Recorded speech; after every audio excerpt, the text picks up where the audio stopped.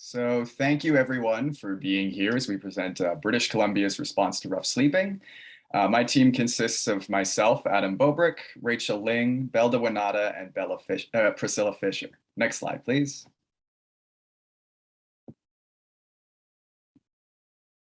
So before we begin, we would like to acknowledge that we are presenting from the shared, unceded, and ancestral territories of the Musqueam, Squamish, and Tsleil-Waututh nations. We recognize that the Indigenous population is disproportionately affected by homelessness and rough sleeping as a result of both historical and continuing colonial practices of removing Indigenous peoples from their land. And in order to advance the province's commitment to reconciliation, we acknowledge the work that needs to be done and strive towards making positive change. Next slide, please. So today we're offering options to address the issue of there being too many people rough sleeping within BC. As of 2018, BC was found to contain roughly 7,600 individuals experiencing homelessness. And of this, roughly 14% are considered to be rough sleepers, although given the impact of the COVID-19 pandemic, this issue has been exacerbated, making this current figure likely an underestimate. Through our research, we have identified the most prominent issues contributing to homelessness within BC as a combination of a lack of income and a lack of affordable housing. Over the course of the last several years, rent costs have routinely outpaced wage increases within BC, resulting in residents of regions such as Nanaimo spending almost half of their income on housing, and 25% of the unsheltered population in Vancouver citing a lack of income for housing as the primary reason they experience homelessness. Based on the limited data pertaining to rough sleeping populations, we know relatively little about the demographic differences between rough sleepers and the sheltered homeless population, although we do know that factors such as lack of access to properly maintained housing, overcrowding in shelters, and a lack of mental health support are also key contributors. Next slide, please.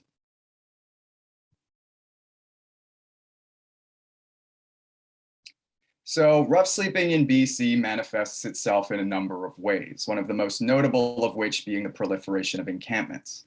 Within BC, tent cities are becoming more common and visible than in the past, emerging throughout the province in both rural areas and dense urban centers. These encampments often serve as potential health hazards to residents by fostering environments that lack personal security, health services, and fire safety standards. However, these encampments also often create feelings of community and autonomy amongst residents, making them a challenge for municipalities to address when attempting to balance these feelings and the safety of residents. Now I will pass it to Rachel to discuss the current support programs within the government. Next slide, please. Thank you, Adam. Municipal governments have been actively working on community-based solutions to address rough sleeping challenges. Nevertheless, all municipal governments are very different in their needs and capacities. To tackle rough sleeping challenges, many municipal governments have to collaborate and receive support from federal and provincial governments, as well as nonprofit organizations. Currently, the federal government is providing large financial support to the whole country through programs such as Reaching Home and Rapid Housing Initiatives, as you can see on the slide here. These funds are mostly allocated to the municipalities and community partners rather than the provinces directly. In the provincial level, the BC government has a strong commitment to tackle homelessness challenges. Various subsidized supportive housing options and programs are developed, managed, and administered by BC Housing. In 2018, the BC government released Home for BC, a $7 billion investment plan for housing affordability over the next 10 years. This week, the BC budget also announced to include a $633 million investment to expand services that tackle homelessness.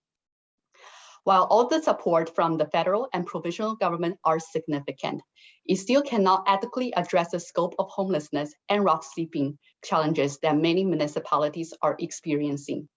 The municipal governments require help from many other important players such as nonprofits, healthcare workers, police officers, and the public to deal with the health and safety issues in order to meet the unique and diverse needs of the rough sleeping community. Next slide, please. When we look at the current supportive program to address rough sleeping, there are clearly some important gaps need to be addressed. First, few target fundings or programs address encampment challenges, as the current arrangement of funding disproportionately favors long-term supportive housing. As a result, the government lacks an effective strategy to transition rough sleepers out of encampment state to a more stable place. Furthermore, this results in inadequate services for rough sleepers' critical need while in the encampment stage. Secondly, there is a data limitation. Currently, the government does not have a rigorous approach to count and track rough sleeping population. Most large Canadian cities have instituted point-in-time counts that are conducted every few years, but those counts do not include unique identifiers. Without reliable data, any attempts at service provisions to this encampment can often be misaligned to the needs of rough sleeping population. Lastly, there is insufficient support for preventative measures. Prevention of homelessness is the best and the most cost-effective solution. Currently, there's not enough social supports to prevent people from becoming homeless. It is important that government should place equal emphasis on homelessness prevention and crisis response, so the government can direct the resource more effectively and strategically to tackle the root cause of homelessness, such as poverty. Next slide, please. In light of these challenges, we have identified 4 key considerations that we are using to assess policy effectiveness with regard to rough sleeping. First and foremost, policies should emphasize on the importance of reducing the overall rough sleeping population. This can be done by offering individuals the key support necessary to ensure they have the access to basic human needs. Secondly, policy should respect the autonomy and dignity of the individuals and avoid imposing restrictions on their choices and actions where possible. We are also considering the cost and administrative complexity in our policy options. Now I will pass on to my colleague Belda to present our policy options. Next slide, please. Thank you, Rachel. These are some of the policy options we have considered that were eventually set aside due to a lack of direct impact on rough sleeping populations and a high degree of administrative complexity. The Comprehensive Data Platform is a centralized digital case management platform which updates and standardizes methodological processes and terminology. Although we are not proceeding with the platform at this time, we recognize the importance of having good comprehensive data in the longer run, and thus will incorporate some of the fundamental procedures into the implementation of our policy recommendation. The Mobile Task Force is a tiger team of various support workers whose mandate is to build trust and connect rough sleepers and homeless people with existing services. However, we decided to deprioritize the task force due to the small expected impact it would have on reducing the number of rough sleepers. Although this option fosters trust and helps bridge the gap between services and those who would benefit from them, it does not immediately assist rough sleepers in the same way that housing or monetary assistance would. Next slide, please. Based on the current policy gaps, key objectives, and considerations we have laid out, we are proceeding with a combination of 2 policy options to respond to rough sleeping. Supported tiny home communities is a crisis response targeted at the growing urgency associated with rough sleeping and the proliferation of encampment sites, whereas increased shelter assistance payment is a proactive approach that prevents people from losing their shelter in the first place. Next slide, please. Supported tiny home communities is an immediate response that establishes communities of tiny homes on lands that will be designated through a collaboration between the province, municipalities, and non-governmental organizations. These 200 tiny homes will be available at no fee to those currently sleeping roughly, and the communities will be supported by 24/7 staff. The homes are a self-contained structure that can include a 1 to 2 person bed, kitchenette, bathroom, electricity, and secure storage. The provision of these facilities is aimed to mitigate the health and safety concerns that have persisted on encampment sites, while addressing the shortcomings of our current temporary housing solutions. These communities would also be equipped with services to assist transition onto a more permanent living arrangement if and when residents choose to do so. The communities will also feature a point of entry data collection strategy, which will create unique identifiers to enable us to paint a better picture of the prevalence and characteristics of rough sleepers across our province, which could also be linked to all the government services they interact with. Our $70 million investment is expected to create 200 tiny homes across the province and ease financial burden on municipalities who have been at the forefront of managing a growing rough sleeping population. The funding for this project will be explored in greater detail later on. Next slide, please. This policy will allow us to offer a safe and immediate short-term response to alleviate the actively evolving issue of rough sleeping within BC by offering individuals quick access to the supports necessary to transition them into more permanent housing solutions, while still respecting their personal autonomy and dignity. Moreover, this option is well positioned for preserving and encouraging a sense of community, which will enhance social services and continuity of care. This policy is also expected to result in cost savings in the longer run, as previous efforts to manage encampments have often included deploying law enforcement and refraining from installing basic needs infrastructure. Current responses have not been cost effective, and we continue to see encampment sites proliferate. Meanwhile, these efforts have led to declining trust in government and significantly disrupted the social network that residents have established with each other. As such, BC recognizes it is high time we empower our municipalities to respond more immediately, and we are prepared to enter into discussions right away. Despite these benefits, we acknowledge that this option is not without its challenges, the first one being administrative complexity. Establishing these communities would require a complex level of coordination with municipalities, nonprofit organizations, and other stakeholders. Furthermore, we acknowledge there may be opposition from the public, as they have generally been opposed to the creation of sanctioned homeless communities in areas near their residence. However, we will be addressing this in our communication strategy later on. And with that, I will pass it on to my colleague Priscilla to discuss the next policy in our approach. Next slide, please. Thank you, Belda. So our second policy option takes a more preventative approach to homelessness and rough sleeping. Our first policy is focused on emergency management, as you just heard from Belda. And we previously outlined the significant investment the province is making in constructing new housing units over the next 10 years. What we need in conjunction with these policies that react to homelessness and rough sleeping are policies that focus on preventing people from becoming homeless and sleeping rough in the first place. Keeping people housed needs to be our top priority. Our team has identified that the financial support that the province currently offers to those with very low or no incomes to meet their housing needs is inadequate. The province's largest transfer program, Income Assistance, provides a base payment of $560 a month to 160,000 individuals and families in need. Individuals eligible for income assistance can receive an additional shelter assistance payment if they have rent or mortgage costs, and this shelter assistance component is the focus of our second policy option. The maximum shelter assistance value that an individual can receive is currently $375, and this amount has not changed in over 15 years, despite the fact that rents across BC have risen dramatically in this time. Just 4 days ago, as part of the new BC budget, BC Housing announced that it would be supporting 3,000 at-risk youth, homeless shelter users, and other homeless individuals with a $600 a month rental supplement. To align our payment with this increase, we are proposing a $225 a month increase to the shelter assistance maximum payment to bring this payment up to $600 monthly. We are also proposing that this payment be indexed annually to inflation.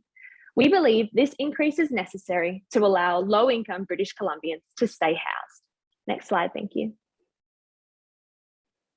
Okay, so this policy option has a number of strengths. Firstly, by providing greater financial assistance to cover rental costs, we can actively improve people's capacity to stay housed. Secondly, when it comes to administrative complexity, we see this policy as having very little impact, as the infrastructure to administer income assistance and shelter assistance already exists in BC. Third, based on the current caseload of income assistance claimants, we estimate this increase in shelter assistance would cost a maximum of $430 million per year. This increase is necessary to guarantee low-income British Columbians a minimum standard of living and will save the province money through reduced crisis response costs in the long run. Finally, by keeping people housed, we can alleviate the burden of crisis response that has been shouldered by our municipal governments. Some challenges that we have identified include strict eligibility criteria for accessing income and shelter assistance, which act as a barrier to accessing support. We also acknowledge that the proportion of rent that the shelter assistance payment will cover is obviously going to be higher in lower cost areas compared to places like Vancouver. And we will address this particular concern towards the end of the presentation. Next slide, thank you. We now turn to our funding strategy for these policies. Construction of the 200 units for the supported tiny home communities is projected to cost $40 million, while annual operating costs, which include salaries for support staff and building maintenance, are estimated to be $30 million per year.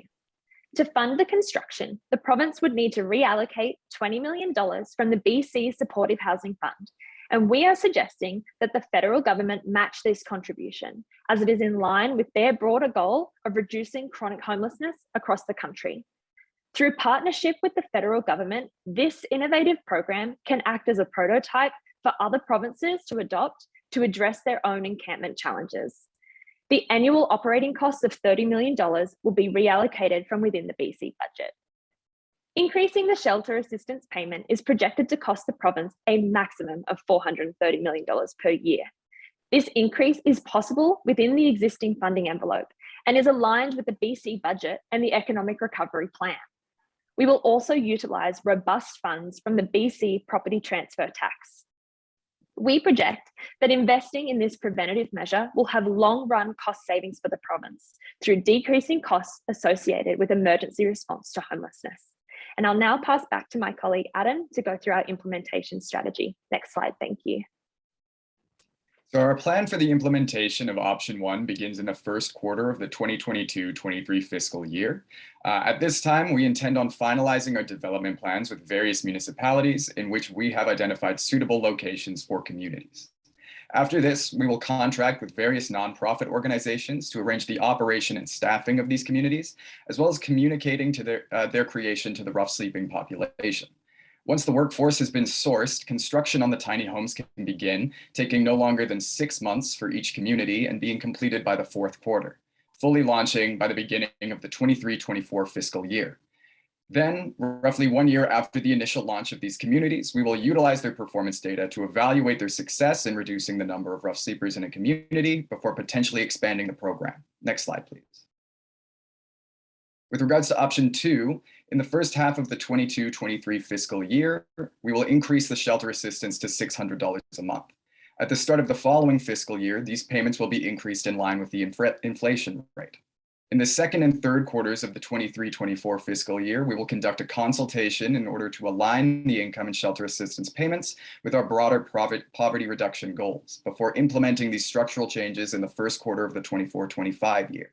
Next slide, please. Now, these policies are not entirely risk-free. Policy option 1 has the potential to experience delays as a result of construction complications, which we intend to mitigate via establishing contractual arrangements with contractors that incentivize on-time, on-budget delivery. Additionally, there is a risk that the funding request for option 1 will be rejected or delayed at the federal level, and in the event that this occurs, we have the ability to draw on other provincial funds to mitigate. Lastly, there is a low risk that some members of the public will object to this policy, which we intend to mitigate through our communication strategy that will be explored later on. With regards to option 2, budgetary uncertainty poses a moderate risk that can be mitigated by integrating this payment with other provincial payment programs in order to improve efficiency and lower administrative costs. Additionally, rental price variability across regions in BC may pose an issue in the short term, and in order to address this, we will consider restructuring payments based on location in the future. And now Rachel will discuss the communications plan. Next slide, please. Here is our communication strategy. At a broad level, we want to get across the message in BC's 2022 economic plan. Putting people first means working together to ensure everyone's basic needs are met. For municipalities, this means emphasizing the increased support offered by the province, providing them with the resources they need and collaborating effectively. This includes communicating the immediate impact this policy can have on assisting rough sleepers. For general public, it is important that we de-emphasize the othering of rough sleepers and begin to recognize them as part of our community. We believe this will work to mitigate the not in my backyard mentality that can potentially arise when enacting option 1. To conclude, putting people first and leave no one behind. British Columbia hopes to be a leader in addressing rough sleeping challenges and ensure we build up a community that suits everyone. Next slide, please. Thank you very much for your time, and we welcome your questions.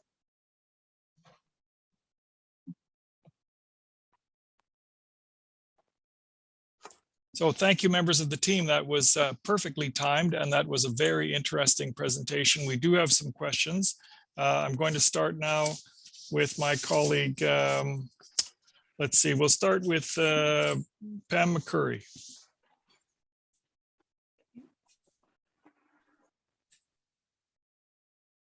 Oh, now you're muted, Pam. There you go. Good afternoon, everyone, and thank you for the presentation. And indeed, very interesting. I'm interested in your discussion around the federal engagement, and so I think, if I hear you correctly, you're banking on the fact that the federal government has some initiatives that you feel are roughly in line.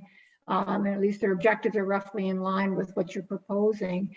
And you are asking them to kind of repurpose some of the money that's intended to go out to the provinces. So my question is this, I guess it boils down to, like, why would they do it? You know, the alignment of objectives is really important, but are there other incentives for them to actually buy what you want to advance in particular? Are there legal obligations, or like what's their real piece of this? Who wants to answer? Which team member wants to answer? Time is wasting. I can take this one. Okay. Thank you, Pam. We believe that British Columbia has the jurisdiction to handle this problem. We know that the feds are at capacity, and we also know that our municipal governments are taking a lot of the administrative work in reducing homelessness in their communities. So we do believe that the province is well suited to handle this problem. We've asked for a relatively small amount of money from the federal government. They are already directing significant funds into the province through our municipalities. So more or less, we are requesting that they distribute some of those funds, the 20 million that we requested, to the province, so that we can take some of that burden off of our municipalities, but still deliver those same services and reduce homelessness while we're at it. Thank you. Okay, thank you, Priscilla. Move now to Alan Northcott. Thank you for your presentation, Tiger Team. My question is really about research and evidence, and I want to focus that specifically on the proposal for tiny home communities. So my question would be, have you seen any evidence from any other jurisdiction where these tiny home communities have been operating for a significant period of time? And I guess the reason I'm asking that is because, you know, at what point does that become permanent low-cost housing and really kind of defer the problem? At any rate, the question is, what do we know? What's the evidence base around these tiny home communities, and what questions aren't answered by that evidence base that might give us pause? Yeah, I think I can take this question. It's a very good question. So with regards to just basic research that we've done on these communities, you can see that they have been fairly successful in providing an immediate response to homelessness and rough sleeping that really fills the gap within the province that sort of focuses on the transition towards more long-term housing. The aspect that prevents sort of this becoming more permanent, low-cost housing is that with these support systems that we've integrated into these communities, we've incentivized individuals to take advantage of these supports and provided a greater ease of access that allows them access to the career services or potential next steps that they would need to seek out more long-term permanent housing solutions, more so just facilitating that transition and opening up space later on. Thank you. Okay, thank you. Let me go to Trina Fraser. Trina. Thank you for your presentation. I was composing a question, and then just as I started to compose it, you did answer some of my thoughts around it. But the question was, when we talk about the greater public, you did talk about engaging them, but we see that encampments, they appear to pose health and security risks in the community. Can you tell us how the interests of rough sleepers can be best balanced against those of the larger community? I thank you for that question. I'm happy to answer them. So great question. So in order to mitigate the health and safety concerns that we've researched as being prevalent with encampment sites, we are building in the basic needs infrastructures into the tiny homes itself. So the tiny homes come equipped with secure storage, kitchenette, bathroom, and these are based on direct feedback that we've heard from the lack of infrastructure that is missing within the communities, and how we are balancing that with the need of the communities that these tiny house communities will be around. We do want to reiterate that the tiny home communities will be staffed by 24/7 support staff. And in that sense, they can also act as kind of an intermediary party should any conflict arise.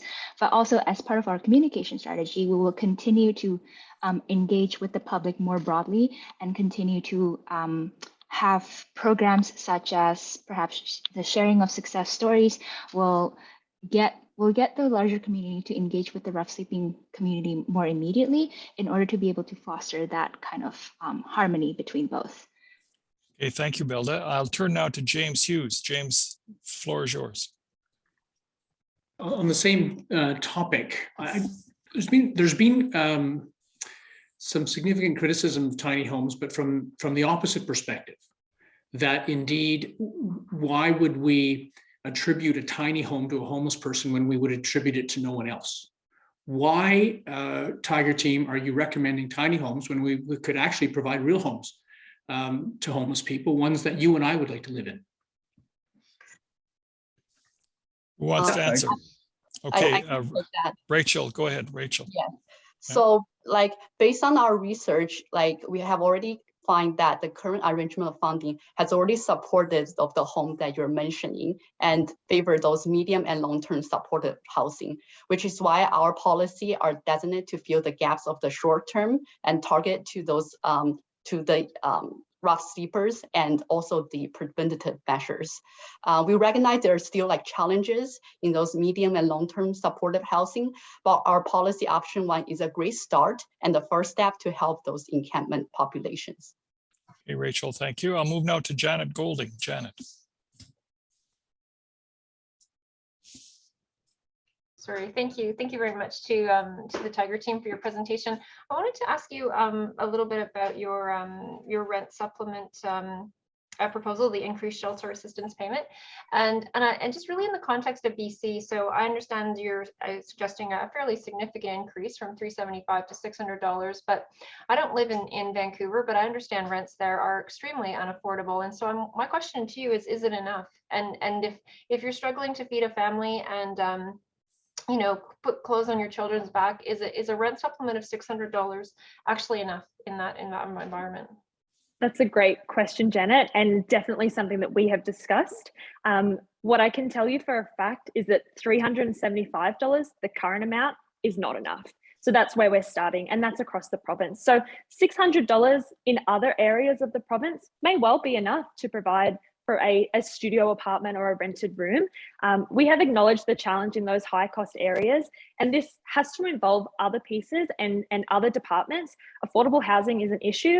Outside of my department in social development and poverty reduction, we need to work with our housing partners to make sure that we have enough supply to bring those rents down.